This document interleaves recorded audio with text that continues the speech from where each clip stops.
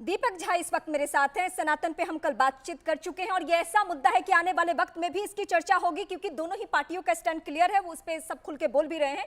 दीपक झा, आज की जो समन्वय समिति की बैठक हो रही है, मैं आपका रुख करूं उससे पहले मैं अभिषेक झा का रुख करूंगी। जेडीयू से इस वक्त मेरे साथ जुड़े हुए हैं।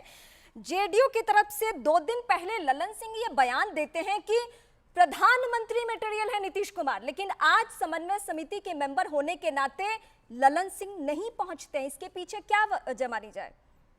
अभिषेक, सबसे पहले मैं इस बात को क्लियर कर कि हाँ। हमारे राष्ट्रीय अध्यक्ष आदरणीय ललन सिंह की डेंगू से पीड़ित है, बुखार में है और अस्वस्थ है, इस वजह से वो नहीं आ पाए। हाँ।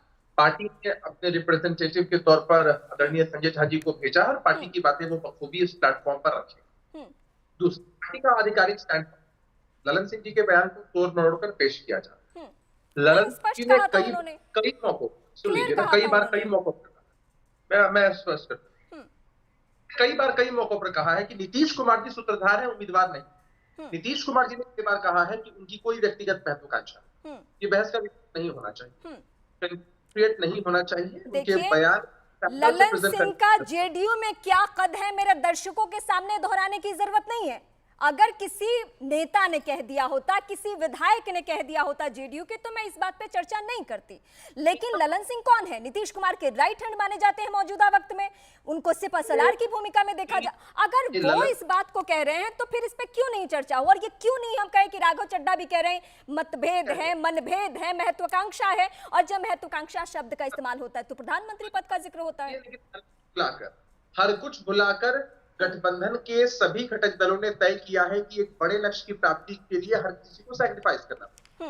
और party official stand Lalan Singh ji ने ही स्पष्ट किया है, आदरणीय नीतीश कुमार जी ने ही स्पष्ट किया है कि हमारी पार्टी की तरफ से किसी भी पद पर कोई दावा नहीं है। अलग अलग तरह की स्टोरीज चलती हैं, लेकिन हमारा लक्ष्य विपक्षी एकजुटता रहा। नीतीश कुमार जी का प्रयास था कि पटना बिहार जो बदलाव की भूमि रही, यहां से एक सकारात्मक संदेश गया। पहली बैठक यहाँ से होती है, कारवा बढ़ता चला जाता है, इंडिया का रूप लेता है और इंडिया के लोगों के लिए आज फिर संकल्पित होकर काम कर रहा है। और अच्छी बात तो ये है ना कि हमारे विपक्ष के लोग बैठे हैं। सुना है नीतीश जी आजकल नाराज भी बहुत होते हैं, बेंगलुरु की बैठक से एंड वक्त प्रेस कॉन्फ्रेंस से चले जाते हैं। अगर पद की लालसा नहीं है तो ये नाराजगी बार बार क्यों? मैं आपके पास आऊंगी। अवधेश कुमार वरिष्ठ पत्रकार इस वक्त मेरे साथ जुड़े हैं।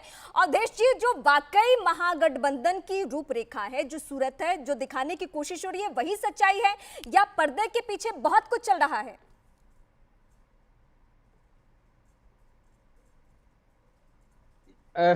रीमा, कई मुझे वैसे तो पूरी तरह साफ आपका सवाल सुनाई नहीं दिया, लेकिन जितना कुछ मैं समझा हूं। हाँ। देखिए, अब ललन सिंह क्यों नहीं आ रहे हैं, लेकिन हाँ। जो मेरे पास जानकारी आ रही है कि जनता दल यू ने तो फिर से प्रधानमंत्री के पास फीडबैक भेजा है कि हम फिर से साथ आना चाहते हैं, ईश्वर करे वो जल्दी स्वस्थ हो जाए। लेकिन अभी तो चारों तरफ खबर यही है।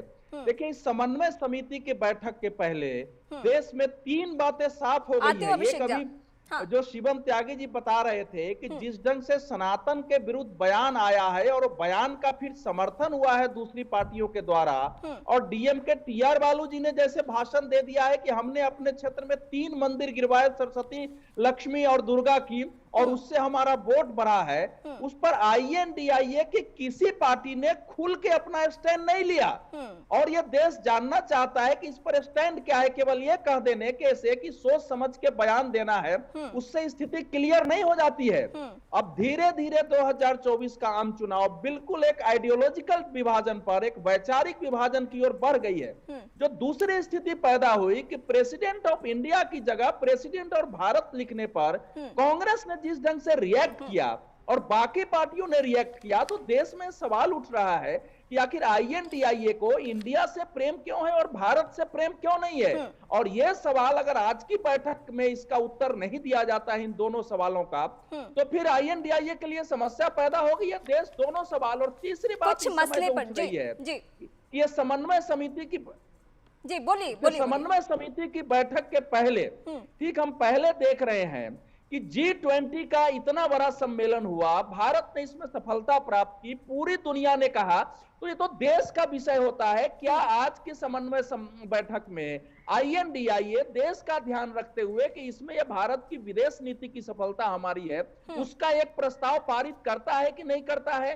क्योंकि विपक्ष नहीं, आज से तो भी इन्होंने ये कहा देश है, एक आज जिम्मेदार इनका कहना है कि हम राजनीति सीट की शेयरिंग पे बात करेंगे। ये दीपक तीन झा बड़े इस वक्त मुद्दे हैं कांग्रेस जिस पर पार्टी देश से, का ध्यान ठीक है, रहेगा। औदेशी मैं आपके पास आऊंगी। दीपक झा इस वक्त कांग्रेस पार्टी से मेरे साथ जुड़ चुके हैं। चलिए, सीट शेयरिंग आज का रखा गया है मुद्दा, तो क्या वाकई बात बनेगी? क्योंकि हम अगर मैं आम आदमी पार्टी को ही कोट करूं, कई राज्यों को लेकर उन्होंने खुलकर कहा कि वहां हम अकेले लड़ेंगे चुनाव, जिसमें बिहार रहा, जिसमें पंजाब, जिसमें हरियाणा, दिल्ली तो है ही है। तो ये सीट शेयरिंग पे किस तरीके से बात बनेगी?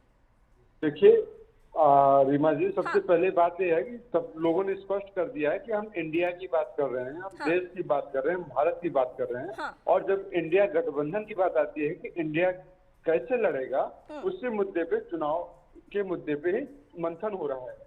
तो जब चुनाव के मुद्दे पे मंथन हो रहा है तो सब अपना अपना पूर्वाभ्यान कौन क्या दे रहा है ये मैटर नहीं करता है।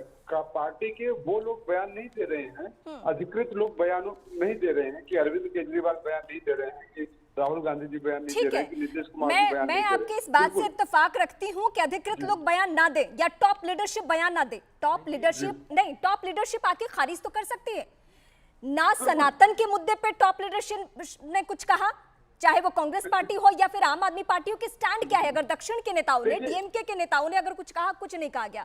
जहां तक चुनाव लड़ने की भी बात है, शिवम मैं आप ही के पास आऊंगी, जहां तक चुनाव लड़ने की बात है उस पे भी अरविंद केजरीवाल जैसे लीडर्स ने नहीं कुछ कहा। सुनिए, अब आपने सनातन की बात करी है। सनातन हम सबका अधिकार है, जीने की पद्धति है। सनातन किसी की बपौती नहीं है। सनातन हिंदुस्तान की मिट्टी है। संगच्छध्वम संबद्धध्वम संभो मनांसि जानताम देवा भागम यथा पूर्वे संज्ञानाना उपासते। कितनी अच्छी बात है, सनातन को लेकर इतनी खूबसूरत बातें कह रहे हैं, लेकिन जिन लोगों ने मलेरिया कहा, जिन लोगों ने डेंगू कहा, जिन लोगों ने कुष्ठ रोग कहा, उनको आपने कुछ कहा?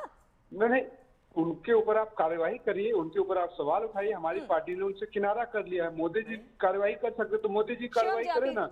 आप ही बताइए, किनारा करने की बात करें। मैं तो देखिए भाजपा की राजनीतिक मजबूरी इस स्तर तक हो जाती है। मैं बीच में नहीं बोल रहा हूं। वो आपको बोल दिया उन्होंने, अब मेरे को बोलने के लिए बोला है दीपक जी। अब मैं बोलूं, मैं आप ही के पास आऊंगी, दीपक झा, मैं आप ही के पास आऊंगी। शिवानी से कमेंट लेके मैं आप ही के पास मजबूरी अवधेश जी, कितनी राजनीतिक मजबूरी कितनी जबरदस्त होती है पार्टी की। आप ये समझिए कि मतलब जो है, इनके जो अलायंस पार्टनर हैं वो दीपक झा को गाली दे रहे हैं और उसी को डिफेंड करने के लिए दीपक झा को ही भेज दिया उन्होंने।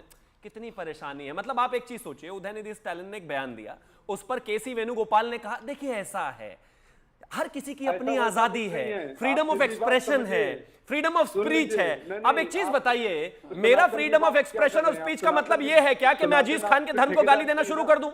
ये फ्रीडम ऑफ एक्सप्रेशन नहीं है, ये फ्रीडम ऑफ एक्सप्रेशन नहीं है। और ये ऑफिशियल बयान है केसी वेणुगोपाल का। भाई प्रेस कॉन्फ्रेंस करके कहा है। हमारा आज का मुद्दा, कल मैंने इस पे बात कर ली अपने दर्शकों के सामने, आज बस मुझे जानना था कि इस पे पार्टी का स्टैंड क्या है।